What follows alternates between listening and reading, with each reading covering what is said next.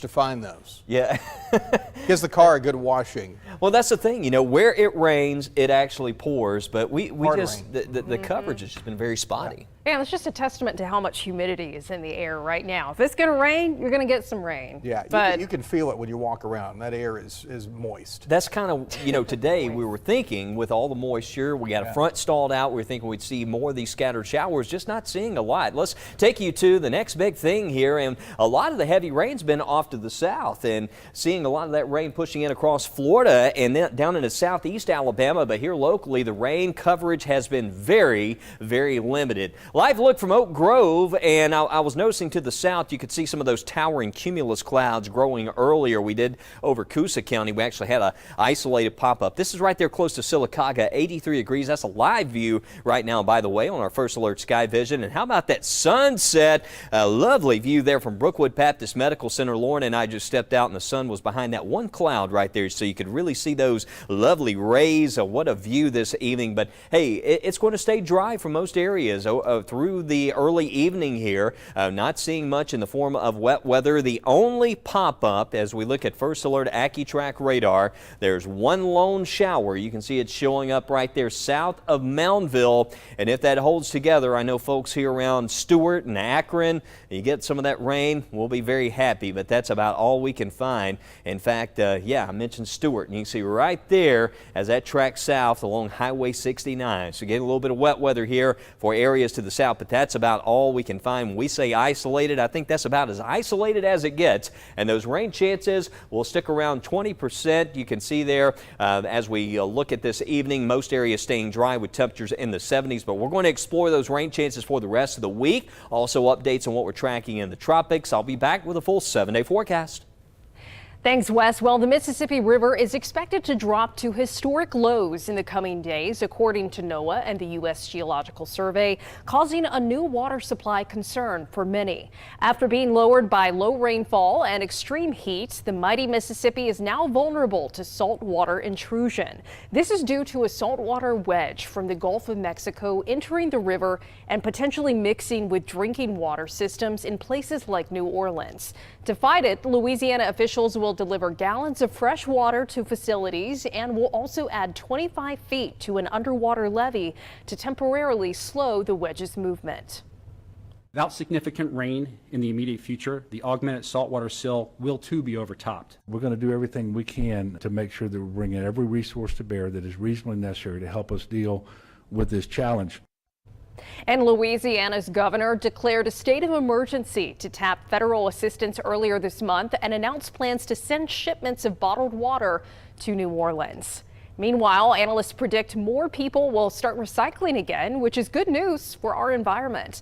According to new data from Allied Market Research, people are more conscious about environmental issues such as ocean waste, plastic pollution, and greenhouse gas emissions. That means more people could start recycling by 2032.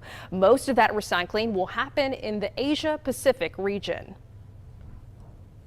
And as we've heard here on Weather Extra, there are many branches of meteorology, but did you know that forensic meteorology is a growing field? Tonight we speak with Dr. Tim Coleman, who spends his time analyzing past weather events. Tell me a little bit about what is forensic meteorology. You're absolutely right, JP. A lot of people, when I tell them what I do, they kind of give me a strange look. What is forensic meteorology? And to be honest with you, when I started in the National Weather Service 30 years ago, I didn't know what it was either. Basically, it is just like it sounds. You know, forensic scientists in criminal law go back and look at facts and evidence to figure out what happened.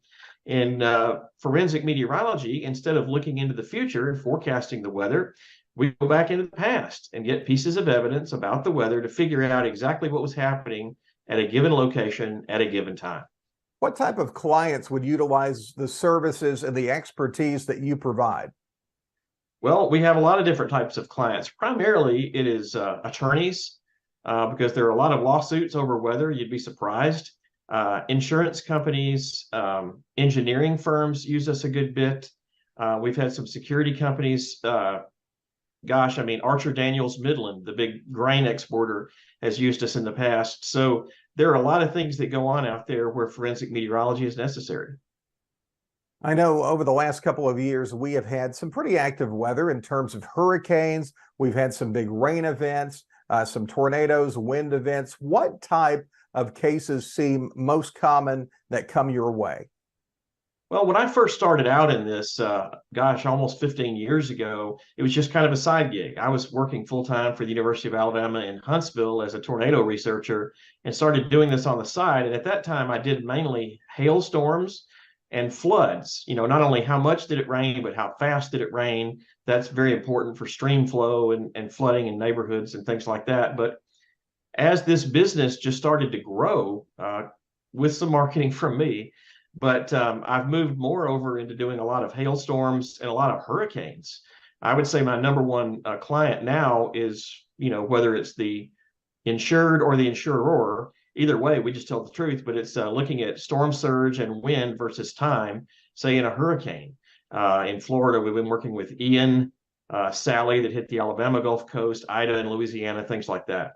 And you're talking about specific information here that it may not be wind information that passed over a ground-based weather station, or you may be trying to figure out what the winds were at a certain level of an apartment or a condominium building. So very specific information here that you just can't pull off the internet. Right. I mean, there are a lot of automated reports out there and things like that where people, and we see this a lot. And of course, as an expert witness, a lot of times in court, I lick my chops when I see that the other side is using an automated report, because most of the time those simply can't pull this kind of information. And what we do in our company is use peer-reviewed methods from academic papers and apply them to real-world situations and get some fascinating answers. We thank Dr. Tim Coleman for joining us tonight. In 30 seconds, we will be talking about the future of air travel.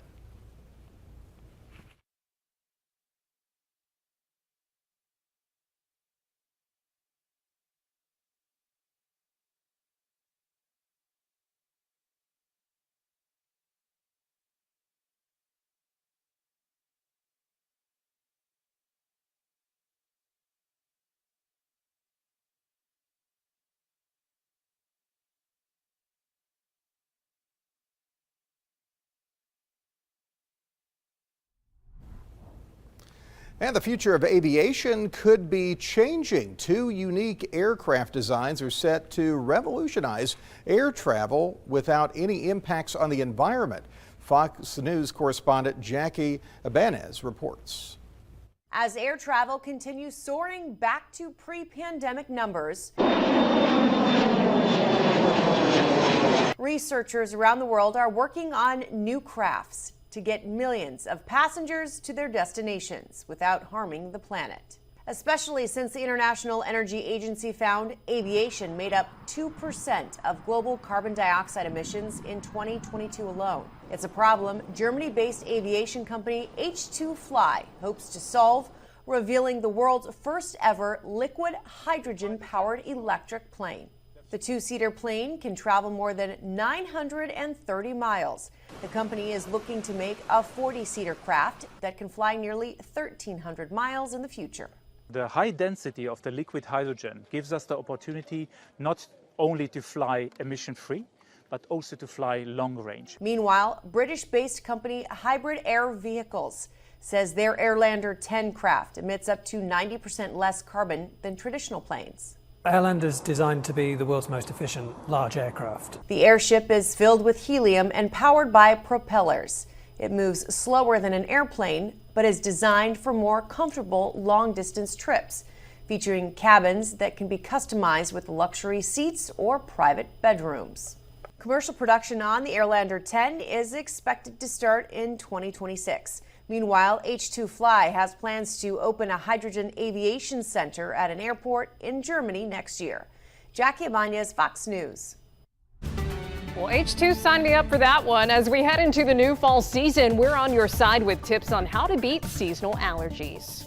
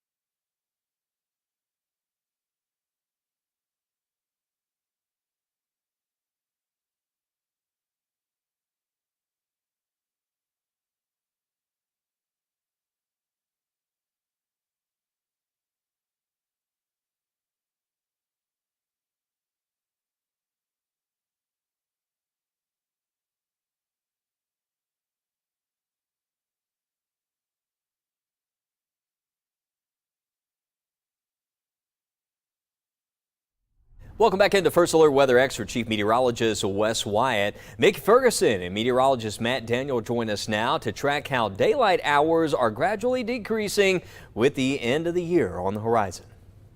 Hey Mickey, guess what? How about it? Today we had exactly 12 hours of daylight. That means 12 hours of darkness. Yeah, and guess what? As we get closer to winter, less than 12 hours, unfortunately. Yes, it is. Yeah, but hey, we've got some video that we had a viewer submit from yesterday's sunset. So check that out. Gosh. And it's a time lapse too. Where was that? In Raglan, Alabama. I need to go visit that location. Isn't that gorgeous? Ooh. Goodness gracious. Look at those colors. That is fantastic. Man, we can put that on a loop. It is on a loop. Oh, well, I told you we could. You're right. Well, so our sunrise this morning was at 6:38. Our sunset is pretty much now, 6:38. On October 1st, 6:31, and 5:55 will be the sunset on November 1st. So we're losing about 2 minutes of daylight each day. I kind of like it because when I go to bed early, the sun will be setting. It seems like people with normal hours don't much care for it, but I like it. And then tomorrow's sunrise at 6:38, 6:41 on October 1st, and on November 1st, 7:05. Well, the next time we'll see 12 hours of daylight, when's that going to be, Matt? That was your sound effect for me. March 16th, 2024. Gosh. So, yep, if you're wanting more than 12 hours of daylight, you're going to have to wait till the middle of March. That's getting close to Vern. Old vernal equinox. That's right. And hey, by the way, speaking of sunset, sunrises, this evening going into tomorrow, look for the moon. Just look to the southeast and you'll see a little bright dot above it. That's actually the planet Saturn. Can't see the rings around Saturn, but you can see them around your collar. Okay, and then we're looking at the Starlink satellites. Have you seen the Starlink satellites? I don't think so. So they'll see a row of lights. You'll see a video, sort of Oh, faint. I think I have seen that. Yeah, and it's these satellites are actually meant to help improve internet in many spots. So It's like lightning bugs. yeah, so this is scheduled to be Thursday evening, right around 7:46. So look to the northwest to north, and you might see that. Is that what they look like? Sometimes, yeah, it looks a little weird. It's just a series of dots moving across the screen, so you can sort of see that from there. So a pretty interesting sight if you see that That's that Thursday evening. Elon Musk dude. You are right. Yep. Yep. So if you see that, see a beautiful sunrise, sunset, you know where to go. First Alert Weather app, Matt. And you can see where to submit photos too and videos. And I look forward to seeing pictures of Saturn. I want to see another sunset. We can loop it. We know how. Let's go. Hold on. We're going to loop it Yeah, again? We're going to do it again. All right. That is nice. Forgot to push play. Oh. Yeah, there you go. All right, checking in on our weather situation out there, the overall setup going into Wednesday. We're still seeing a lot of moisture streaming in across Florida. Down in the far south, Alabama could be quite a few scattered showers and storms down along the coast. But what's been happening around here looks like the bulk of that moisture and where we've been seeing that axis of greatest development is kind of set up to the south today. Most of that wet weather has been down in the southeast Alabama, and the rainfall for us has been very, very isolated. Next big thing is going to be the hot weather over the next several days, and in the next week the summer-like heat hanging on. You can see the average highs are in the low to mid 80s and temperatures topping out close to 90 degrees right there through Tuesday and Wednesday of next week. Really no sign anytime soon. Typically it's mid to late October before we really start to see those colder snaps or cooler snaps starting to impact the region. So summer's going to hang on here for a while.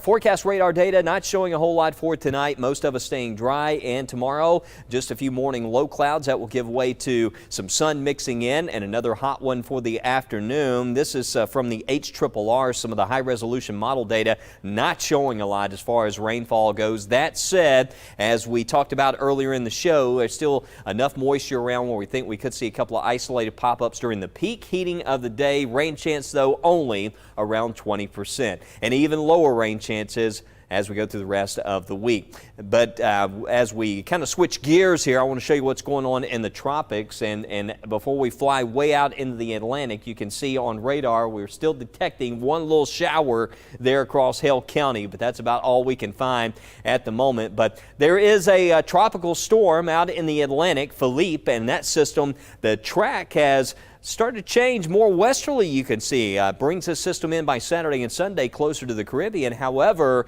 it encounters wind shear, so we do expect it to weaken with time, but you can follow along on the First Alert Weather app as we track that system. There is an axis of unsettled weather across the Gulf of Mexico. This is another area that we're keeping a watch on, and then from way out in the Atlantic, an even greater chance. This looks more like a tropical system already.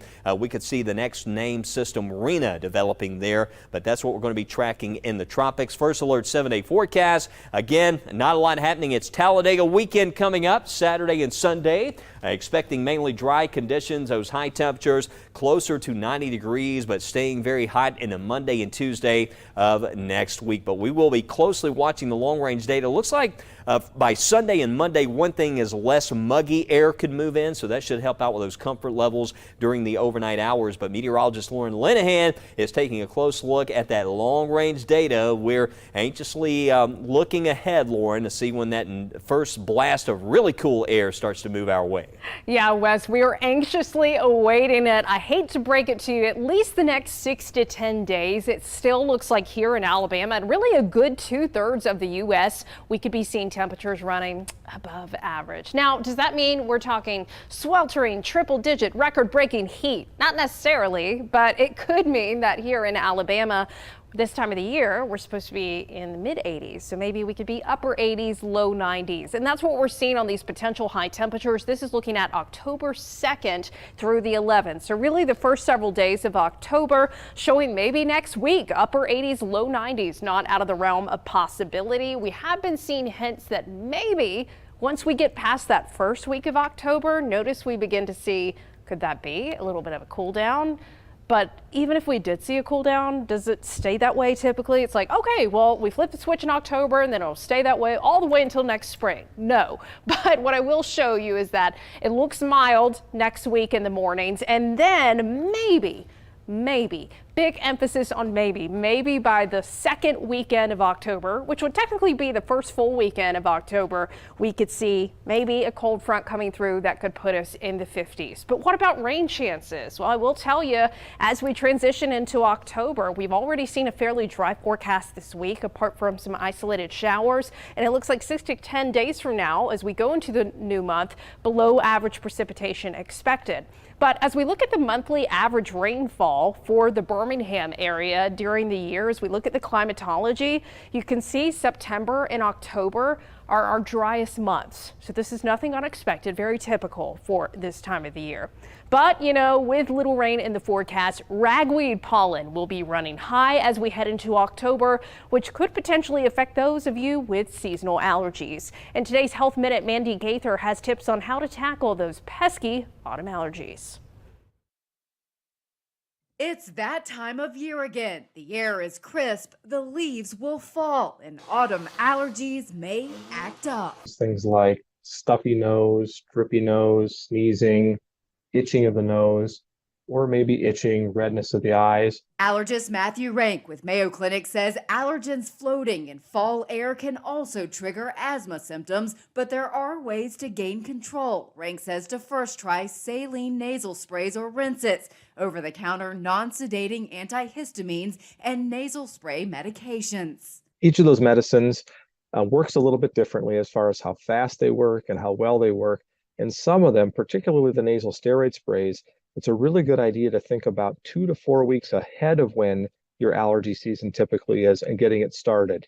If symptoms can't be controlled, Rank says it's time to see an allergy specialist who can work on other treatment options to help desensitize you to the allergens or find out what's causing the problem. People that lose their sense of smell. This can happen from somebody who has severe environmental allergy, but that could be a sign that something else is going on. Rank says the National Allergy Bureau website can also help. And you can pick a counting station where they actually count the pollens close to where you live, and you can get some idea what's in the air currently.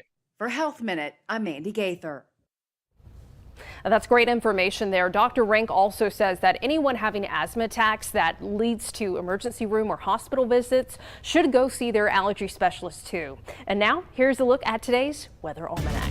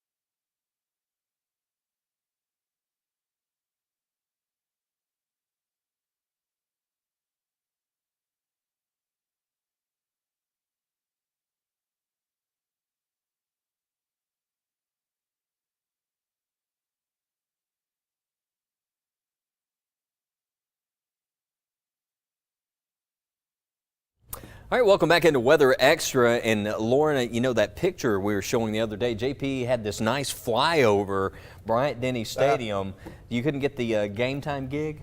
Couldn't get the game time gig. I did see the helicopters practicing the day before, which was pretty cool. Yeah, you kind of get the inside I scoop do. there. So the other day I was over Talladega way and flying over the airport, and I saw the folks already starting to set up their campers and everything. Oh boy! So they're getting ready, they're getting primed and pumped over there, and it looks like the weather's going to be pretty decent for the race. Yeah, it does. It looks like this weekend highs in the upper 80s, close to 90 degrees, but 7 days, just not a lot of rain. No, not a lot of rain. But like we said, hey, that's pretty normal for this time of the year. Nothing unusual. So you got to do some yard work, basically. You got to get out in your yards this weekend and do some watering. That's right. I'm going to be sweeping my yard this weekend. Yeah, I got ahead of things last week, but I think you know, the one good thing about the grass doesn't just grow like crazy. You know, that's the one good thing. But we'll be talking a lot more about rain chances tonight. More on the summer-like heat. JP, great seeing you today. Always great good. seeing you right here on Weather Extra. Join us first at 9.